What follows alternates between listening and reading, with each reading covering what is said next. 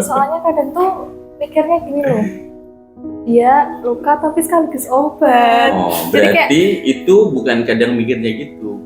Itu kadang nggak mikir. Tapi begitu. Nggak apa-apa. Ini sedihnya udah aja yuk. Kita sapa.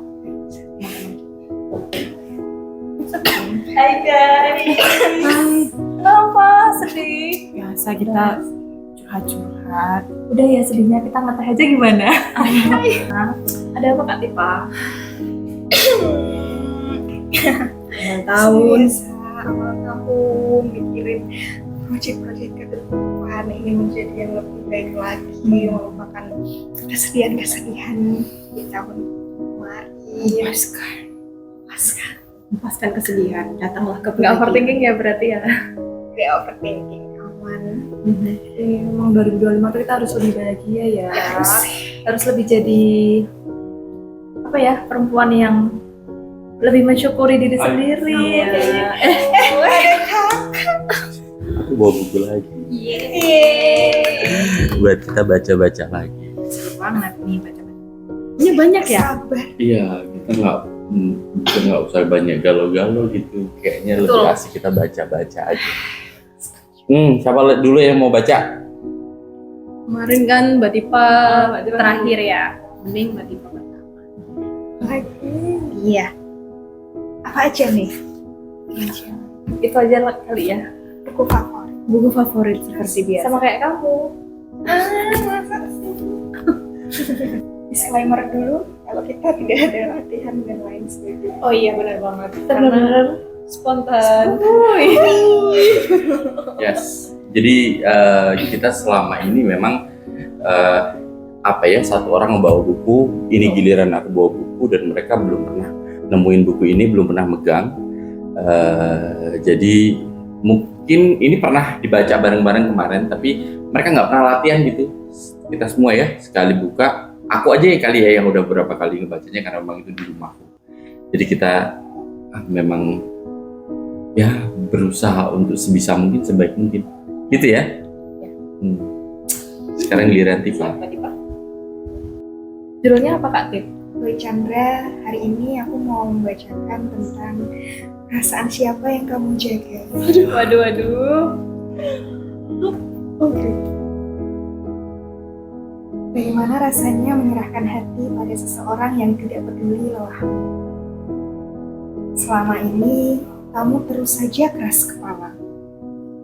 Mati-matian melakukan apapun agar kamu sedikit lebih berharga. Semua itu demi seseorang yang kamu pedulikan. Seseorang yang dengan sungguh-sungguh sedang kamu sungguh-sungguh. Kamu menghabiskan sepanjang hari untuk fokus pada target-targetmu. Kerjaan yang memakan habis sebagian tubuhmu. Bahkan di saat tertentu. Kamu harus merelakan sehatmu ditukar dengan sakit yang menyiksa. Kamu masih saja percaya semua demi kebaikan. Hingga di titik lelah, kamu ingin bercerita tentang beban pikiran. Tentang hari-hari yang mengecewakan, tentang tujuan yang masih kamu perjuangkan. Bukan kedamaian yang kamu dapatkan, melainkan hanya umpatan dan rasa kesal.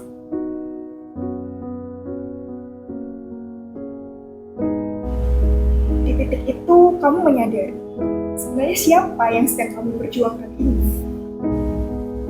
Tidakkah kamu boleh mengatakan lelah sejenak saja? Bukankah selama ini hampir sepenuh harimu kamu bakar untuk hal-hal yang kamu perjuangkan? Di titik itu, perasaan siapa yang sebenarnya terus kamu jaga? Hingga kamu melupakan dirimu sendiri, kamu melupakan rasanya menikmati hari-hari. Perasaan siapa yang kamu jaga? Langsung jadi pertanyaan. Perasaan siapa yang dijaga? Perasaan siapa? Kamu mau Siapa? bahagiain siapa? Bahagiain diri sendiri atau sebenarnya mau bahagiain orang lain, bahkan ketika itu harus membunuh perasaan diri sendiri. Kamu jaga perasaan dia dan dia dengan sesuka hati merobek-robek mencabik-cabik. perasaan. Dan bodohnya bertahan dengan hal yang begitu. Soalnya kadang tuh mikirnya gini loh, dia luka tapi sekaligus obat. Oh, Jadi berarti itu bukan kadang mikirnya gitu. Itu kadang nggak mikir. Tapi begitu. Iya nggak?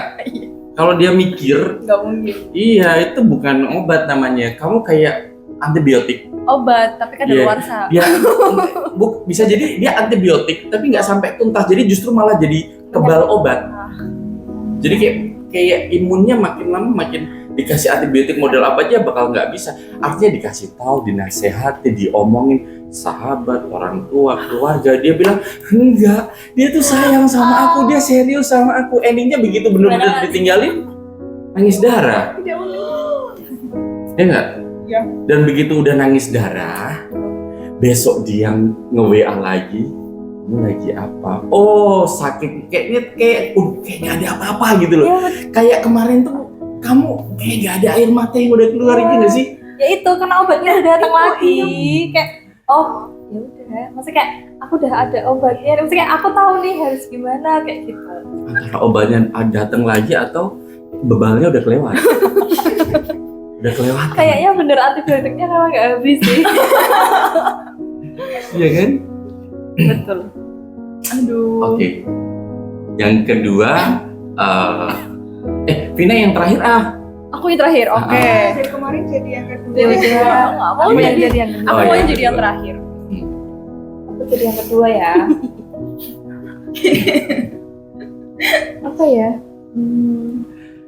Tapi nyaman gak sih orang yang maksudnya dia udah tahu disakiti tapi tetap aja ngerasa bahwa itu diobati, padahal sebenarnya dia sedang disiapkan untuk sakit yang kedua yang itu jauh lebih nyiksa. Karena gini, ketika ketemu pasti tuh kayak ada hal-hal apa treatment gitu loh.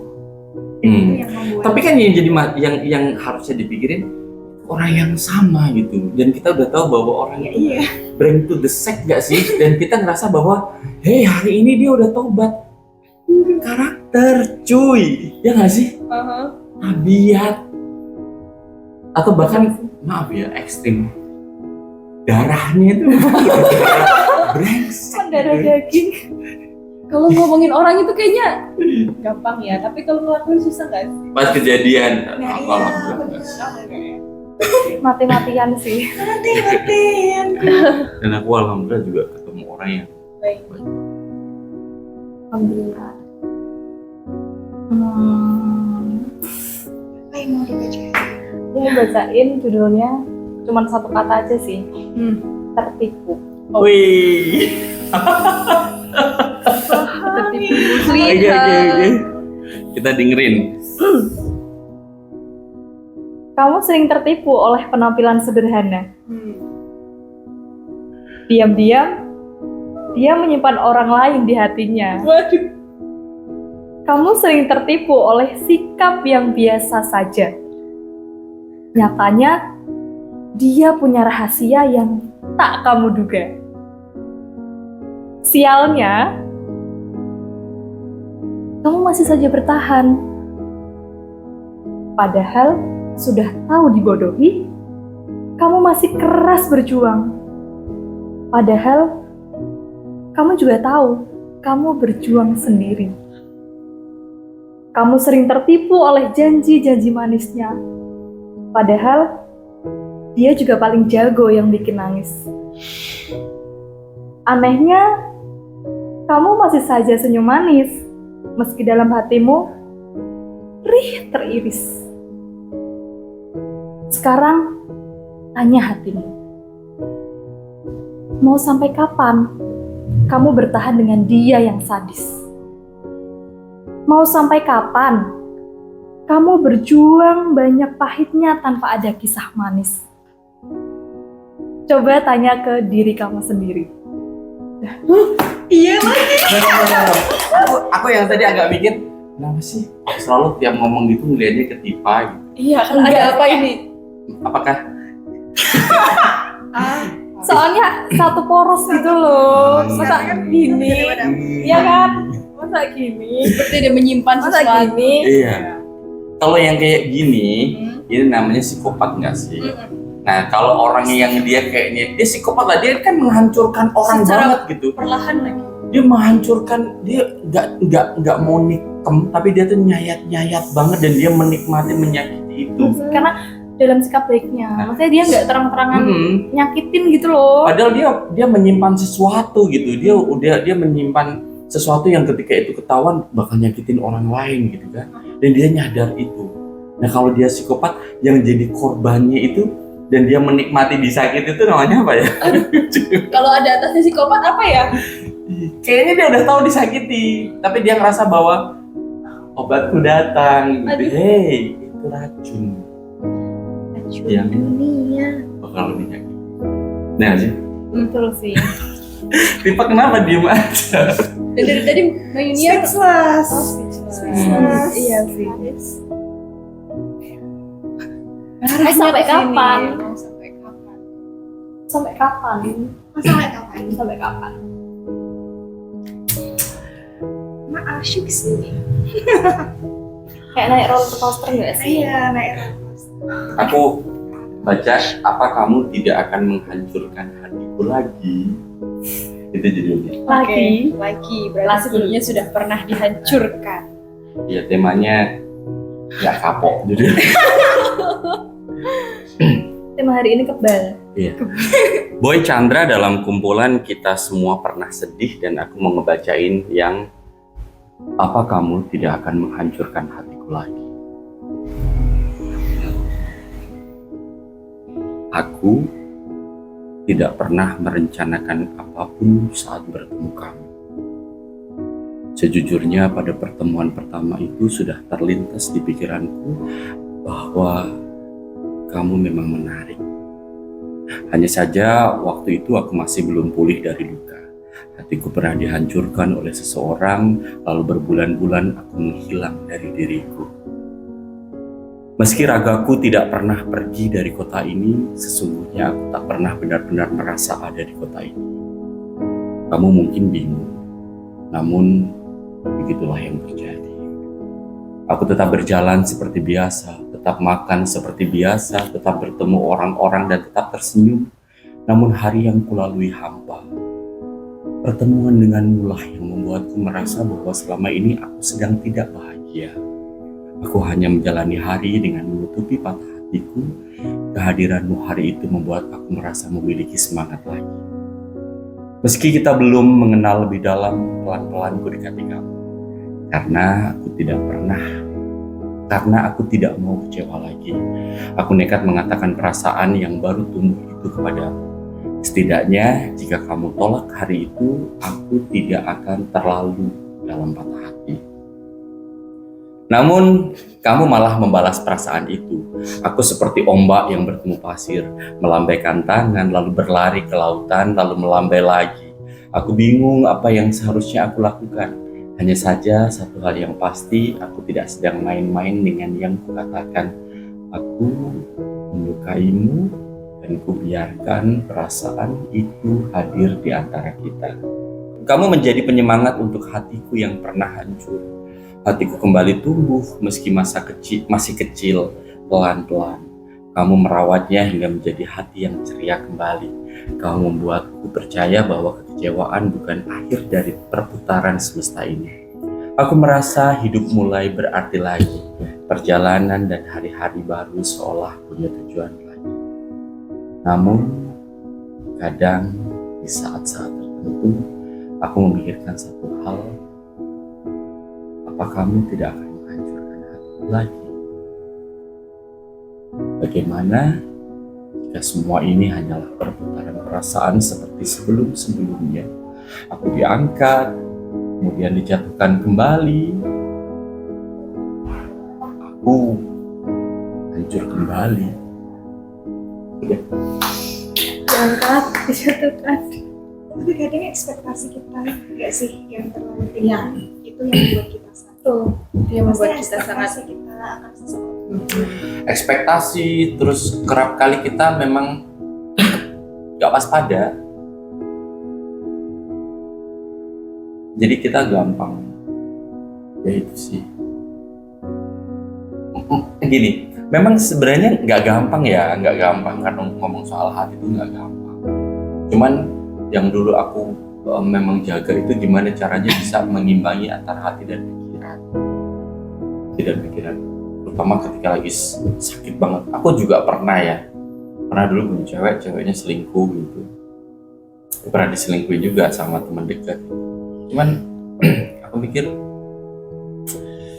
begitu aku udah mabuk biasa mabuk dan sebagainya, aku mikir lagi, yaelah, justru aku seneng diambil orang sebrengsek itu dari sisiku. Artinya telah nyelamatin aku. Ya nggak mudah, tapi begitu udah banyak nangis di kamar mandi meringkuk gitu, lama-lama kita jadi bisa mikir bahwa ya otak aku selama ini memang sering gak aku pakai, jadi harus dipakai. Kasian kan Tuhan udah ngasih kita otak di atas, Otaknya nganggur. Otaknya di otak di loker. atas, perasaan itu harusnya balance. Ya sih. Betul. Itu guys. Ya nggak? Betul sih. Dia masih suka tersakiti. Nggak suka sih. Kalau orang yang suka menyakiti kan, aku masih penasaran. Yang suka menyakiti kan psikopat. Orang yang suka disakiti apa sih? Korban psikopat sih. Psikopit. Psikopit. Ya sekarang kita ini agak ngomong agak dewasa ya. Sambil kamu udah Oh ketemu. iya, udah sih. Oh iya udah. Ntar aja dilanjut. Oh, baca dulu nih. Oke.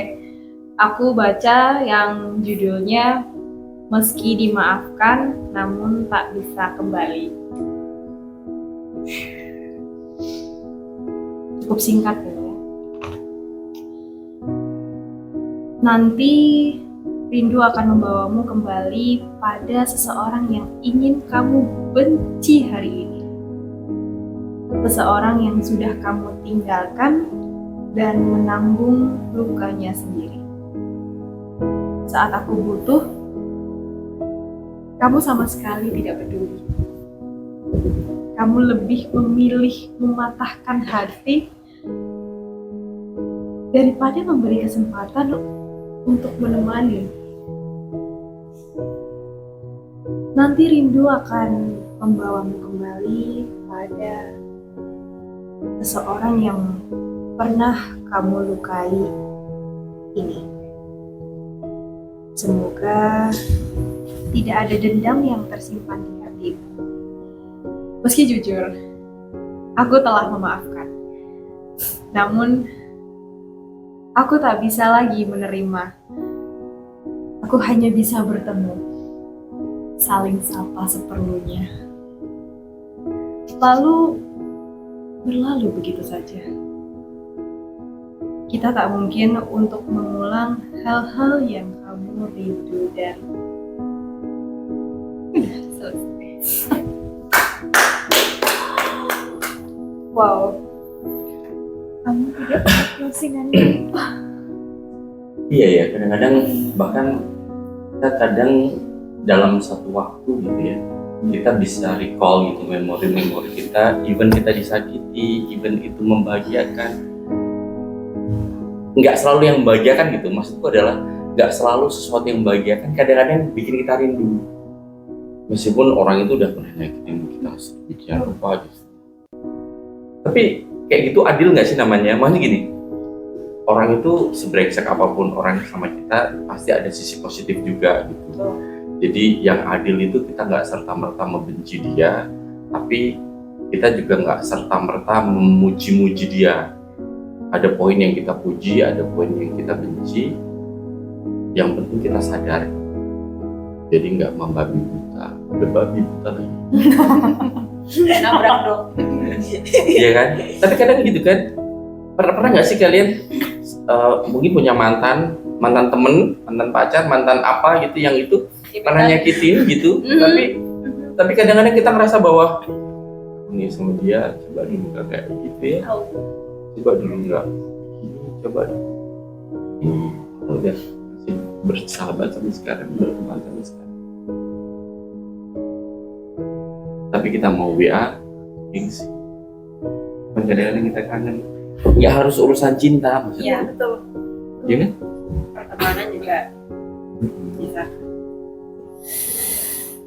Ya. Ya kita harus nyalahin siapa sih? Kalian Gak ada keadaan yang berusaha. Gak ada yang berusaha. Iya, karena kita percaya bahwa semua yang dibuat sama Tuhan, didesain sama Tuhan pasti yang terbaik. Ya. Ya. Ada mbaknya lewat. Iklan lewat. Kayaknya gitu ya. Udah kita udahin atau ada yang mau cerita lagi? Sudah cukup Sudah terluapkan di dalam satu buku ya. Iya. di beberapa judul. Yes, teman-teman kita udah ngebaca punyanya Boy Chandra. Kalau teman-teman ingin ada request buku apa yang kita baca bisa disampaikan di komen. Insya Allah kita akan bacakan. Dan sekali lagi jangan lupa subscribe, dukung kami terus agar kami bisa terus berusaha kasih yang terbaik lewat upaya-upaya membaca buku. Ini salah satu cara kita membudayakan literasi gitu ya, memperkaya literasi, budaya membaca itu dengan cara-cara yang santai gitu, dengan cara-cara yang santai. Dan yang nggak kalah penting, klik lonceng, biar supaya kalau kita upload ada notifikasi. Iya. Loncengnya di sini. Belum pernah di kanan kiri.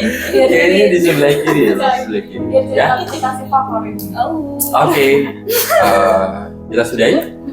Oke, thank you. See you next video. Bye-bye. Next video.